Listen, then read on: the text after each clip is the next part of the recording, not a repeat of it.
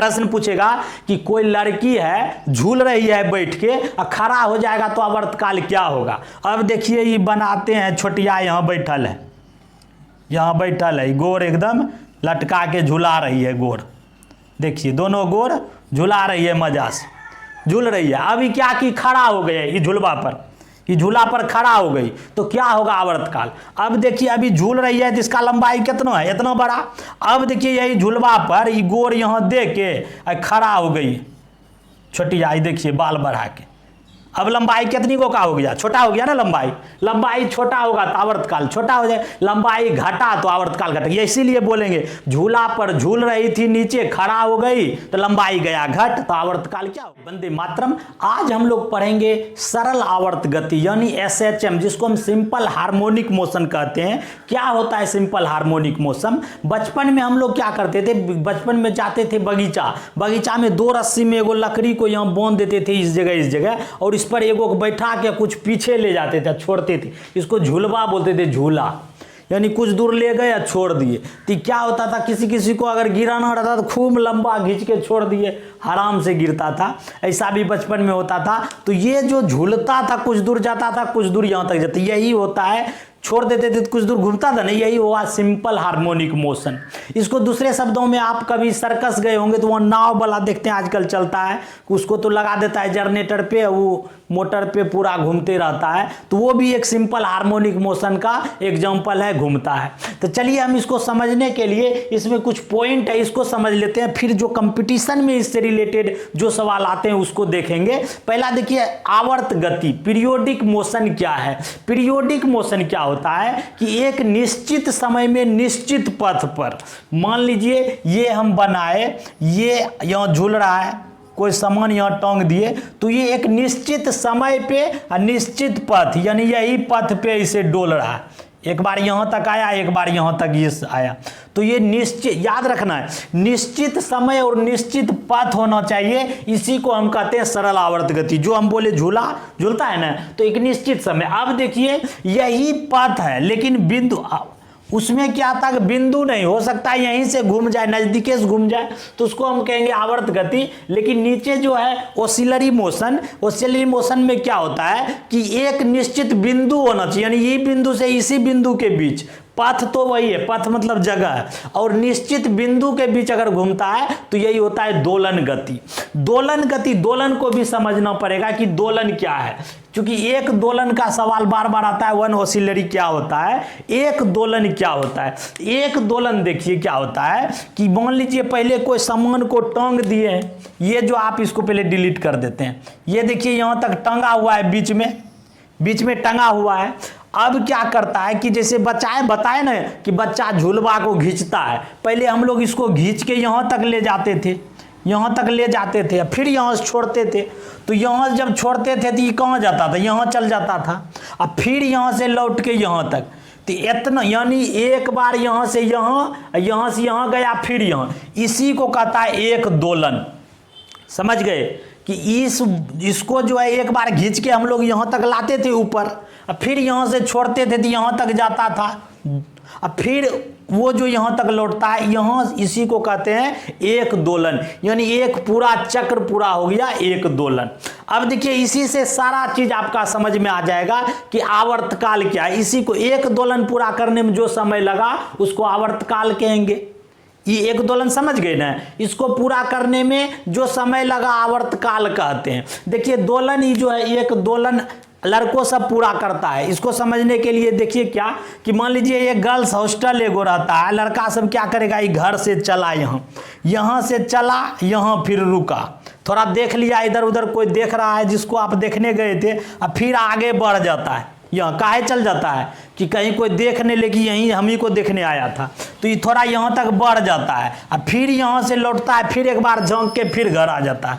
तो कहने का मतलब क्या हुआ कि एक दोलन पूरा करने के लिए ये फार्मूला आप देखिएगा कि यहाँ से यहाँ तक आता है, इसको बोलते हैं एक दोलन। तो एक दोलन पूरा करने में जो समय लगा उसी को हम कहते हैं आवर्तकाल।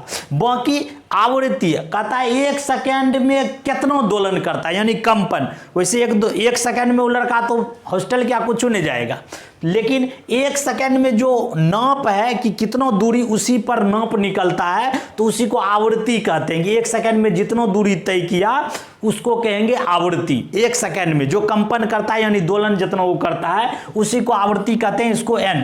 ये हमेशा आवर्तकाल के व्युत्क्रमानुपाती होता है, यानी n बराबर 1/t। इससे भी आपका कई सवाल बनेगा, इसलिए फॉर्मूला इसको याद रखिए। आवृत्ति बराबर होता है 1/आवर्तकाल। ऐसा भी आपको ऑब्जेक्टिव भी आ जाएगा, तो याद रखना है n आवृत्ति है तो आवर्तकाल नीचे हो जाएगा। ठीक, चलिए अब देखिए प्रत्यानयन बल है। एक प्रत्यानयन बल है रेस्टोरिंग फोर्स। क्या होता है रेस्टोरिंग फोर्स? ये जो देखिए हम लोग यहाँ खींच के यहाँ ठेलते थोड़ो थे, खींच के खाली छोड़ देते थे, लेकिन जब यहाँ खींचते थे तो खींचने में एगो बल लगता था।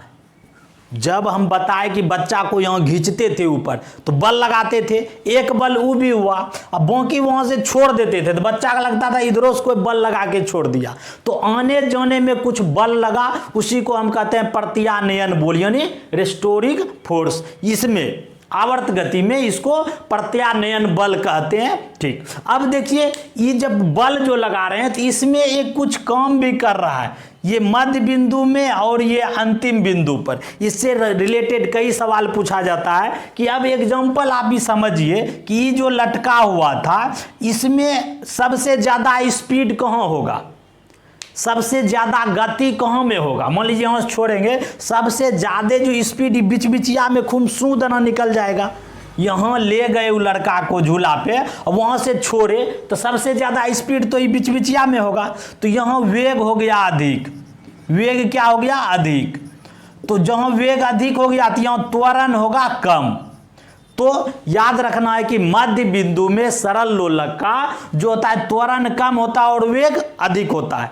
अब देखिए यहाँ गतिज ऊर्जा क्या होगा? गतिज तो खूब होगा, यहाँ तो गति वेग ज्यादा है, गतिज ऊर्जा अधिक होगा और स्थितिज ऊर्जा कम होगा। ये चारों सवाल पूछता है कि सरल लोलक के मध्य बिंदु या मध्य में वेग अधिक, त्वरण कम, गतिज ऊर्जा ज्यादा, स्थितिज ऊर्जा कम। वही फिर अंतिम बिंदु में, अंत बिंदु में, यहाँ अंत यही है, यहीं तक जाता है, तो ये भी सवाल पूछेगा कि यहाँ क्या होगा? यहाँ जो है वेग कम हो जाएगा, त्वरण अधिक हो जाएगा। यहाँ क्या करेंगे? कम हो जाएगा वेग और त्वरण हो जाएगा अधिक, इसको याद रखना है। फिर क्या? गतिज ऊर्जा कम हो जाएगा और स्थितिज ऊर्जा अधिक, इसको याद रखना है। पूरी तरह इसको समझ लीजिए, क्योंकि ये कंपटीशन में बार बार ऐसा घुमा के दे देता है कि सरल लोलक के अंत बिंदु पे त्वरण क्या होगा? त्वरण अधिक होगा, गतिज ऊर्जा कम होगा, स्थितिज ऊर्जा अधिक होगा, इसको समझना है। चलिए अब देखते हैं सरल लोलक। सरल लोलक किसको कहते हैं? क्योंकि लोलक लोलक तो बहुत पढ़े, लोलक भी समझना चाहिए। लोलक कुछ भी नहीं है कि एक कुछ पत्थर को ले लिए, उसको रस्सी, एग्जाम्पल के लिए रुकिए दिखाते हैं आपको।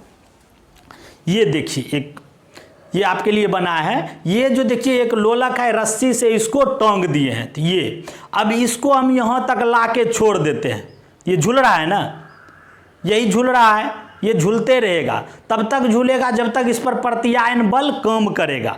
तो यही लोलक, इसी को लोलक कहते हैं। अब देखिए पेंडुलम में लोलक यानी घड़ी में जो देखते हैं वो चलता है, तो वो पेंडुलम में घूमता है ना, तो वो भी लोलक हुआ घड़ी में, तो उसका भी परीक्षा में पूछता है, उसको भी बात करेंगे। तो आप ये लोलक देख लिए। अब देखिए इसी में आपको हम बताए कि ये जो आपका ये धागा हुआ, यही लंबाई हुआ, और ये झूल रहा है तो नीचे गुरुत्वाकर्षण त्वरण भी कम कर रहा है। तो इसी को हम प्रत्यायन बल में इसको हम देखेंगे, लंबाई को L से सूचित करेंगे और नीचे जो गुरुत्वीय त्वरण कम कर रहा है उसको G। इसीलिए आवर्तकाल, किसी भी सरल लोलक का आवर्तकाल का सूत्र होता है T बराबर 2π√L/G। ये याद रखिएगा, सरल लोलक का आवर्तकाल का ये सूत्र होता है T बराबर 2π√L/G। ये L मतलब लंबाई। इसको हम क्यों लिख दिए कि इससे ही आपका सब सवाल बन जाएगा, सिर्फ आप इसको देखिएगा। क्योंकि कैसे, इसमें एक साधारण एग्जांपल लीजिए, बोलता है कि लंबाई अगर 4% बढ़ा दिया जाए, प्रश्न में आएगा कि लंबाई 4% बढ़ा दिया जाए तो आवर्तकाल क्या होगा। लंबाई देखिए 4% यहाँ बढ़ा दीजिए, तो रूट क्या है 4, आवर्तकाल पूछ रहा है, ऊपर ऊपर बराबर होता है, तो √4 का क्या होता है 2, तो ये आवर्तकाल कितना हो जाएगा, बराबर करने के लिए दुगुना, तो आंसर हो जाएगा दुगुना होगा। यानी रूट में निकाल देना है आंसर, जो भी पूछे तो रूट एल। हम इसी पर बनाएंगे सारा सवाल, देखते हैं। चलिए अब क्या हमको पढ़ना है, आवर्तकाल का क्या क्या होता है। अब देखिए इसी से हम निकालेंगे आवर्तकाल पृथ्वी के ऊपर नीचे जोने पे क्या होगा। आवर्तकाल जब कोई हम लोलक को पृथ्वी से ऊपर ले जाते हैं, नीचे ले जाएंगे, तो पृथ्वी पर जी का मान क्या होता है, जानते हैं 9.8। इससे ऊपर नीचे जाते हैं तो जी का मान क्या होता है, घटता है। तो जो देखिए ये जी का मान घटेगा तो ये आवर्तकाल क्या होगा, आवर्तकाल तो ऊपर है, व्युत्क्रमानुपाती है, तो ये जी का मान घटा तो आवर्तकाल बढ़ेगा। सीधा हम बोलेंगे कि कोई भी चीज को पृथ्वी से ऊपर नीचे ले जाएंगे तो आवर्तकाल बढ़ेगा, क्योंकि जी घट रहा है। ध्यान रखना है, पृथ्वी से किधरों ले जाएंगे, मान लीजिए इसको ले केंद्र पे चल जाते हैं, कोई केंद्र पर क्या होता है शून्य, तो आवर्तकाल अनंत।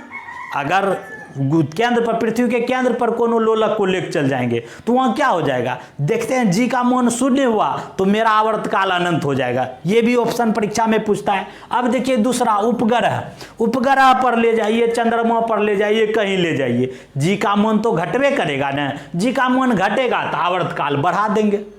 इजी है ना। चलिए अगला, ये चंद्रमा भी हो गया। गर्मी में, गर्मी में क्या होगा, कोई भी चीज का गर्मी में लोहा रहेगा तो लंबाई बढ़िए जाएगा। गर्मी में जैसे ही लोलक का लंबाई बढ़ा, लोलक का लंबाई बढ़ेगा तो ऊपर ऊपर है तो टी का क्या होगा, आवर्तकाल बढ़ जाएगा। अगर लंबाई बढ़ा लोलक का, ऊपर ऊपर बोले ना, ई बढ़ेगा तो ई बढ़ेगा, ई घटेगा तभी बढ़ेगा, व्युत्क्रमानुपाती समानुपाती, जानते हैं ना, मैथ का सवाल है। तो ये लंबाई बढ़ा, जैसे लोलक का लंबाई बढ़ा तो आवर्तकाल बढ़ जाएगा, इसलिए गर्मी में बढ़ेगा, ठंडा में घटेगा। ये परीक्षा में मार देना है। अब देखिए केंद्र भी बता दिए। अब झूलवा पर, ये तो बड़ा ही मजा देने वाला क्वेश्चन है। झूला पे क्या होता है कि झूला एगो बनाते हैं, इसको समझने के लिए देखिए, ये झूला है। प्रश्न पूछेगा कि कोई लड़की है झूल रही है बैठ के, और खड़ा हो जाएगा तो आवर्तकाल क्या होगा। अब देखिए ये बनाते हैं, छोटिया यहाँ बैठल है, यहाँ बैठल है, गोर एकदम लटका के झूला रही है गोर, देखिए दोनों गोर झूला रही है, मजा से झूल रही है। अभी क्या कि खड़ा हो गया ये झूलवा पर, ये झूला पर खड़ा हो गई तो क्या होगा, आवर्तकाल। अब देखिए अभी झूल रही है तो इसका लंबाई कितना है, इतना बड़ा। अब देखिए यही झूलवा पर ये गोर यहाँ दे के खड़ा हो गई, छोटी आई, देखिए बाल बढ़ा के। अब लंबाई कितनी को का हो गया, छोटा हो गया ना, लंबाई छोटा होगा तो आवर्तकाल छोटा हो जाए, लंबाई घटा तो आवर्तकाल घटेगा। इसीलिए बोलेंगे झूला पर झूल रही थी, नीचे खड़ा हो गई तो लंबाई गया घट, तो आवर्तकाल क्या होगा, घट जाएगा। सिंपल है। तो इसको आप यहाँ ध्यान रखिएगा कि जैसे ही छोटिया ऊपर खड़ा हुई तो आवर्तकाल घट जाएगा। ये बार बार करो। अब एक सवाल और पूछता है कि छोटिया बैठल थी, एगो बसंतियों आके बगल में बैठ गई, यहाँ देखिए बैठ गई, तो द्रव्यमान से तो कोई संबंध ही नहीं, सूत्र में कहाँ है एम, कुछ है ही नहीं। एगो बैठे, 5 गो बैठे, कुछ नहीं, वैसे झूलते रहेगा। इसीलिए इसका कोई अर्थ नहीं है कितनों आदमी, 2 गो बैठे, 4 गो, ये भी पूछेगा झूला पे 2 गो लड़की आके बैठ गई तो आवर्तकाल क्या होगा, कुछ भी नहीं होगा। और देखिए एक सेकेंडी पेंडुलम, एक होता है सेकेंडी पेंडुलम का आवर्तकाल कितना होता है, 2 सेकेंड। इसको याद कर लीजिए, सेकेंडी पेंडुलम का आवर्तकाल 2 होता है। ये सवाल भी आपको बता दिए कि लंबाई 4% बढ़ेगा। तो बस ये है आपका सरल आवर्त गति। कंपटीशन में ऐसा ही आपका सवाल, इसको आप समझ लिए तो एक भी सवाल आपका नहीं छूटेगा। मिलते हैं नेक्स्ट वीडियो में। अच्छा लगा कमेंट कीजिए। Thank you.